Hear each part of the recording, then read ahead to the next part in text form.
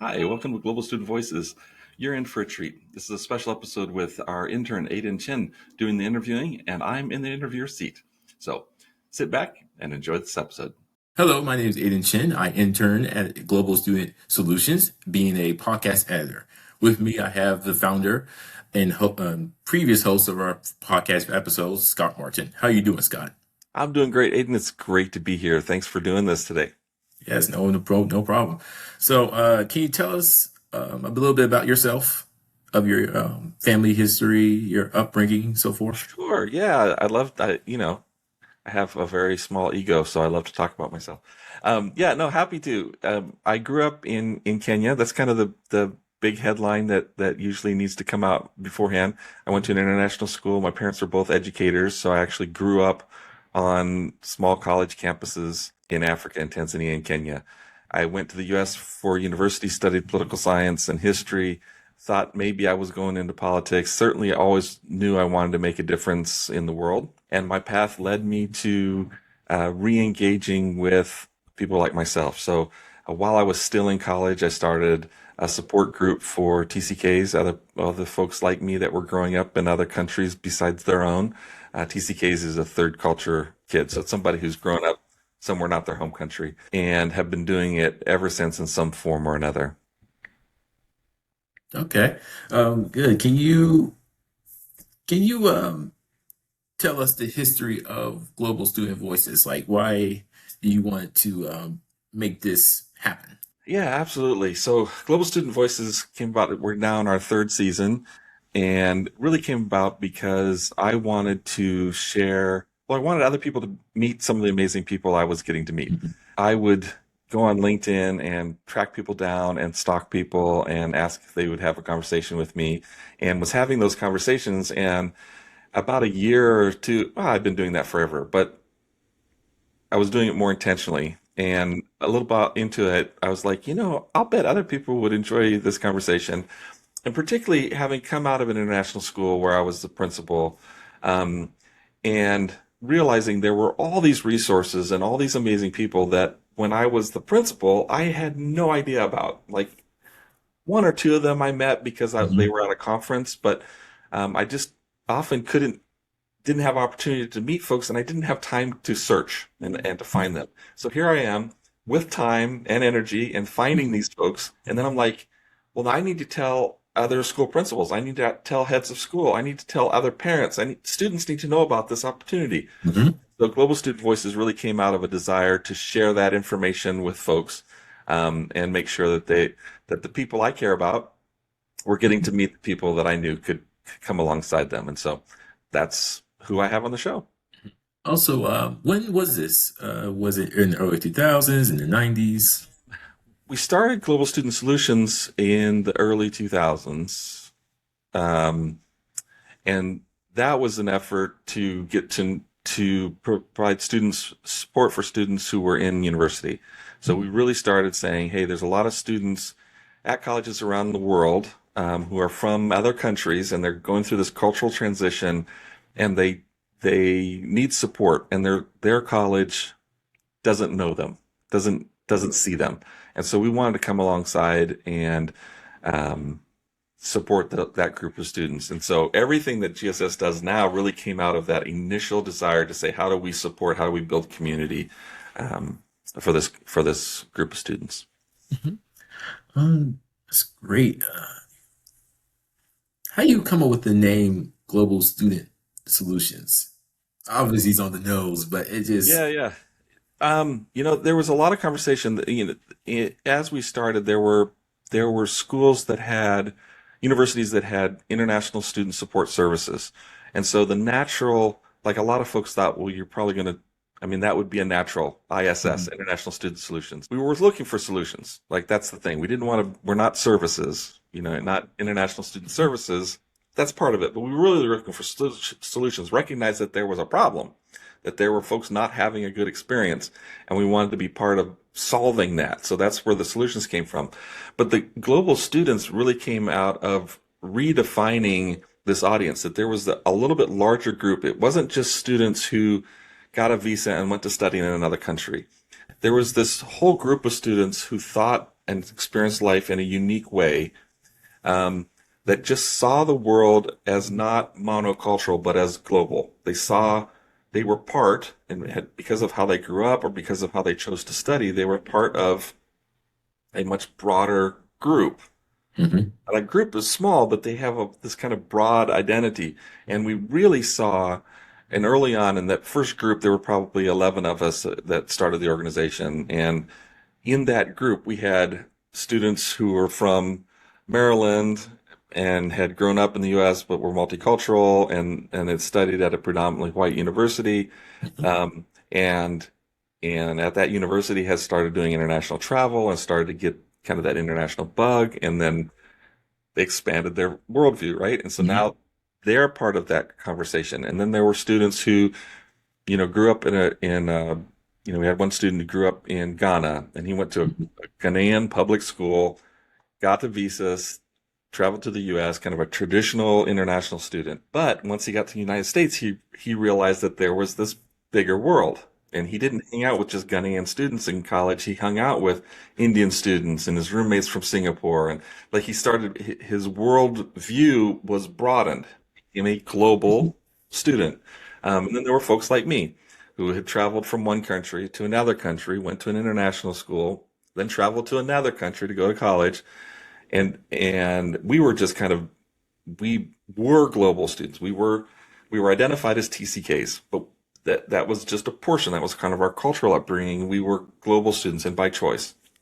And so when we were looking for a name and looking how to identify ourselves and how to identify who we were serving, global students fit better Yeah. than the traditional international student or MK or TCK or any of the other acronyms. This was kind of like, where do all those acronyms, cross-cultural students, where do they all land? And global students seem to be a place they could land.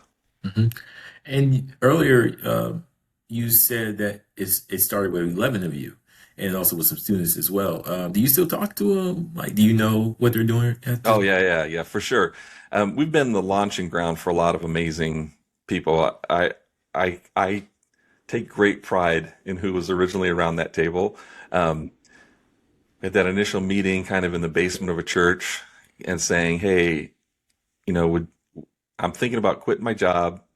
I was working at a university at the time, and I want to expand what I do. I don't want to just serve students at one school. I want to serve students at a lot of schools, but I can't do it by myself. Any interest in being a part of this conversation and seeing what we would need?" And so that group, I think it was about 11 or so of us in that initial conversation. Yeah, Lynn was part of that group, and she became the person that ran our first internship program. She's now an administrator at a university in DC. Nate was a part of that initial group, and Nate is now the guidance counselor at an international school in Africa. Ishmael was a part of that group. He's now bigwig in IT in Texas. Elizabeth was a part of that group. Elizabeth has gone on to get her doctorate in counseling and is a full-time counselor. She was originally from Costa Rica and now serves students like us as a therapist. Yo Jung was a part of that group, and she's gone on to practice counseling in California. Sneha was a part of that group. Sneha is originally from India, and she has gone on to earn her doctorate and is now serving at a university in Australia, yet another country. Samir, yeah, the whole group, like everybody in that group has gone on to do amazing things. Daria was part of that group. She was our first book that we published, was Daria's exploration of what the world looked like as a Polish student that studied in America who went to Africa and learned about herself, and now she does major uh, genetic research for a major firm, but also works at a university and is part of a founding group that's working in East Africa. So yeah, Mhm. there's a Yeah, lot of really amazing good stuff happening. um, from that group, and yeah, um, I still track folks. Our current website was built by one of the roommates of one of that original group. So yeah, I mean that Yeah. still follow that community here 20 some years later. Yeah. And you mentioned someone wrote a book, but speaking of books, it's like the books behind you. Can you you wrote those, right? Yep, those are all mine. They are. and they're not very good. Okay, I'm not an author, right? But I did write some stuff. I really wanted. They all came out of everything I wrote came out of a desire to meet a need. Again, it was another opportunity to say, hey, there's something going on that needs something. And so I wrote the Global Students Guide to University. Really came out of I was doing individual coaching, working with students, and not everybody could afford it, right? And it's just hiring a professional to be your one-on-one guide is going to be expensive. But I wanted that information to get out to as many people as possible. So I put the book together to share that content, kind of the all my research and all my years, and kind of compiled it all together in a way that would be accessible to students and kind of be a guide. I mean, it's literally written as a guide. Like, here it is. Let me flip through this. I could hand this to a student anywhere in the world. As long as they speak and read English, they can figure out how to best apply and get into universities somewhere in the world, and even to make those decisions about where they should go, uh, what to study. I mean, it's comprehensive. It's not a long book. It's an easy, super easy read. It's an easy walkthrough, but it gives the basic access to all that information. So, can you tell us the process and struggles of promoting and let alone making the book? I know you said it was like easy to read, short, but also it's kind of hard. It's really easy to say something instead of like doing it. So, can you Yeah. tell us like the process of promoting the books, making the cover, and so forth? Yeah, yeah. It was I did it all myself. I AI made it possible to organize my thoughts. And so definitely the advent of ChatGPT and being able to put my thoughts together and start to organize them and get and kind of kick them around, kick them back. That was for me. I had started writing, I think I have eight or 10 books started. Pardon the interruption. Thanks for listening to this episode of Global Student Voices. We're glad you're here. We try really hard to provide good content for international school leaders, parents, and students. But to know what you want to hear, we need to hear from you. So please reach out and let us know what you'd like to hear next. Now, back to the show. Just over my life, I had some big thoughts that I wanted to share with people. But once I saw that there was a specific need, and I had already been sharing all of this content, and then there's this ChatGPT that can take those two things and put them together, then I could just upload. I spent probably 6 months almost daily working with ChatGPT, training it to speak and think like me so that I could say what I wanted to say and it could organize it into an actual functioning sentence. You know, English is technically my first language, but I'm my my cultural background has led me to a fairly confused understanding of grammar. And so my writing on its own is super sketch. But exploring, graphic design and kind of putting together the covers and the layout for a book. What's crazy is basic book layout I had because my when I was at high school, I made all of my seniors write a book. So every one of my high school seniors, if they graduated while I was there, they're an author. They wrote a guide to their college experience. So they went through and explored their own personality, their families, their histories, and they put that all into, for most students, about 120-page autobiography slash guide to their college experience. Hmm. Um, and so I knew that I worked with Daria, I got her published, right? So over time I've published probably nearly 200 books, I think, but none of them were mine, right? I Hmm. mean, a little bits of here and there. And so when I initially published Solo Flight, it was again taking just like the best little snips of the best advice I'd ever seen anywhere, piled it into a book and said, here, every senior, when they're going off to college, here's the best advice anybody could give you. Hmm. All of this advice, you're going to thrive at university. That's what I wanted. I just wanted something simple. And that's what I put in the hands of the seniors when they graduated from my high school. It's just, here's something, just the basics. It's got a lot of blank space in it. You just flip through, gives you good advice. You can put your notes, give yourself advice, guide yourself through. Um, And so that was first, and then the university guide became kind of the second one, and then everything else kind of followed from there. The six Hmm. pillars of university readiness came out of I did a ton, have done historically done a ton of research on what are colleges looking for. Like if you're applying to a university, how do you get in, right? You need to know Yes. what they want in order to answer their questions. Um, and so I did all this research of all these universities on what were the things that they valued in a student that would say, hey, I want to admit this student. In fact, I want to give them a scholarship. And so what do they think makes you ready for university? And so I found there were six basic categories that colleges were looking at in the admissions process. And if you could hit those things and you could tell your story on those six components, Hmm. you were very much more likely to be admitted to a college or university. And you could also say to yourself, I'm ready. I'm ready for the next level Hmm. if I can say, hey, I've addressed each of these six pillars, I'm ready for the next level.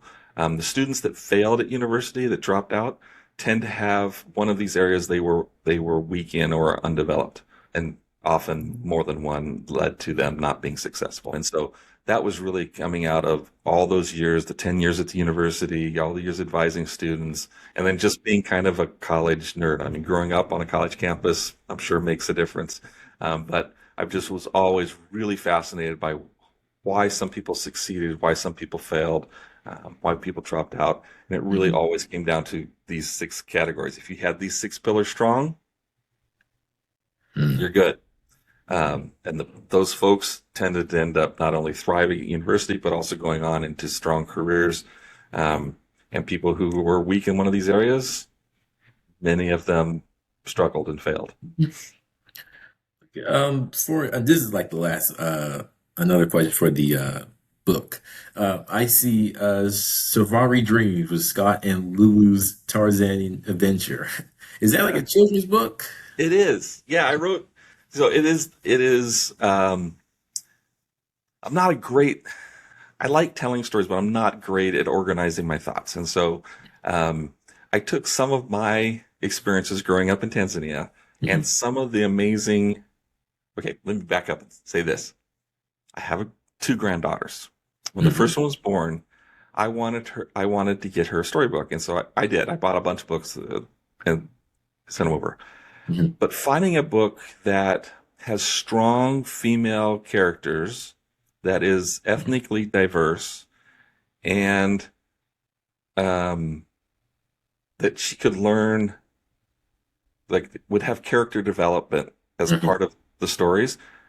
I had trouble finding that. You could find it in different books and different pieces, Hmm. um, but I didn't find exactly what I was looking for. And Yeah. so when I thought about, hey, I want to find a way. My dad was great. My dad published a ton of stories of his experiences in Africa, and he would tell those stories to his grandkids. And so I thought I want to do the same thing, but let me kind of put it in kind of an adventure story that eventually maybe she'll read on her own, Hmm. or that her parents can read to her. That will be an interesting kind of adventure story, but also I can incorporate my actual experiences Yeah. growing up and some of the amazing African women and girls and young women that I've met throughout my very blessed life. And so some of my early students are very much captured in Lulu. Lulu's a traditional Bantu name, and so in naming the character, wanted to be authentic. But yeah, so that's what that came out of. And so yeah, Mhm. um, again, not a gifted children's storybook author, but it's so far it's my best attempt at sharing my stories to my granddaughters, and Hmm. other people seem to enjoy it too, so that's fun. Good. That's good. Are you planning on doing like other um releasing more books out? Because now you Yeah, have the ChatGPT. I've already written the second edition of the children's book. Mm. Um, just need to take the time to finish it off, and then currently working on a global parents guide. Um, and actually, we have an early edition of that. It's kind of a more of a booklet than a full book, but that will come out. here this spring probably. Mhm. But I think I want to do a fuller parent version resource. Um, and then yeah, we'll just kind of keep it Mhm. rolling and see what are the big needs that students are experiencing. Um, I may dig a little bit more into the career side of things. Mhm. It seems to be for this generation kind of the hang up. Like I don't know what to do, so I don't even want to go to college because I don't know what I'm going to do. Mhm. College is such a valuable experience, um, Yes. and it's more if you know what you're going to do, then the motivation is easier, and Yes. you get Yes. It motivation, is. right? Um, so I think looking at career is probably the next big project that I'll take on. Yeah, that'll be interesting. Very, very, very. That really is relatable. I have seen other people in my life because I already knew what I wanted to do as a trying to major in the cinema communications industry. But also, there are some people that I knew out on the campus that was like, I don't know what to do. I just trying to see what happens, see what Yeah. happens. So I could definitely see myself more career driven, already know what I'm planning on Yep. doing versus someone who doesn't know what is their goal, future Yep. goal in hand. So that'll be very interesting to read. You say it coming out in the spring, correct? Or you're still working on Parent it? guide will come out this spring, and then the career guide, or the career component, career piece, it's kind of pulls out of the six pillars, or and actually kind of comes out of um, the world needs you is really about individual human development. Who am I, and how do I know who I am, and understanding Mhm. myself. So the career would be kind of expanding the sections in that one that talks about what the world needs and what you're naturally gifted at and can do. And so I think I'll probably tackle that one. Probably not before summer, but I think I'd like to do that one this year. Mhm. So, Scott, you have been the principal for how many years? I was 7 years as a high school 7 years. principal at an international school in Indonesia.